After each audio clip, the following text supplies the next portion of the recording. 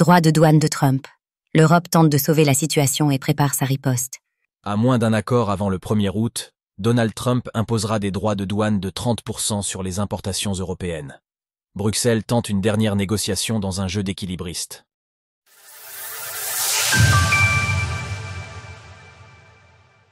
Droits de douane. Négocier tout en se préparant au pire.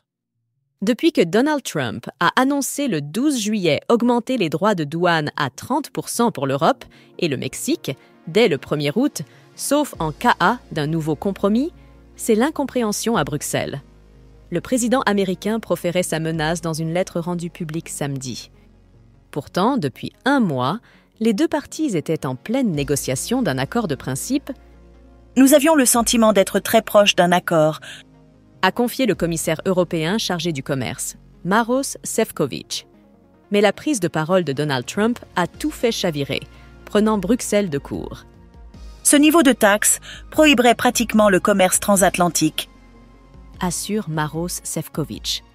Il compte directement contacter les Américains pour trouver des solutions, a-t-il déclaré ce lundi. J'ai l'intention de m'entretenir à nouveau avec mes homologues américains dans le courant de la journée, car je ne peux pas m'imaginer en rester là sans faire d'efforts. En période d'incertitude économique, découvrez le Bitcoin, la première des crypto-monnaies qui bat tous les records. Pour tenter de ménager la situation, la Commission européenne, menée par Ursula von der Leyen, a fait l'effort de repousser sa riposte. Ce lundi à minuit devait entrer en vigueur de nouvelles taxes sur des produits américains, mais la date de mise en œuvre a été alignée à celle du 1er août. Le but, laisser une chance aux négociations. Mais la patience de Bruxelles s'amenuise. Le commissaire européen est conscient que les négociations pourraient échouer.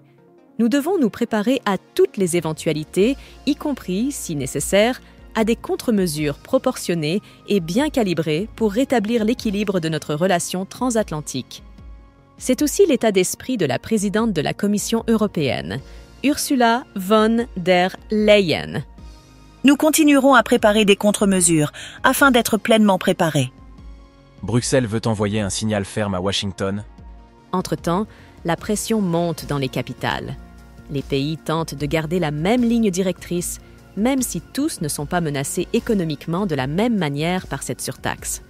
Par exemple, l'Allemagne réalise à elle seule plus de 12 milliards d'euros d'exportations mensuelles vers les États-Unis, principalement dans l'automobile et la chimie. Ainsi, Emmanuel Macron demande à Bruxelles de Défendre résolument les intérêts européens et accélérer la préparation de contre-mesures crédibles. Tandis que le chancelier allemand Friedrich Merz se dit d'accord avec le président français et souhaite s'impliquer intensivement. Crypto Week, à Washington, 3 lois majeures pour les cryptos examinées cette semaine.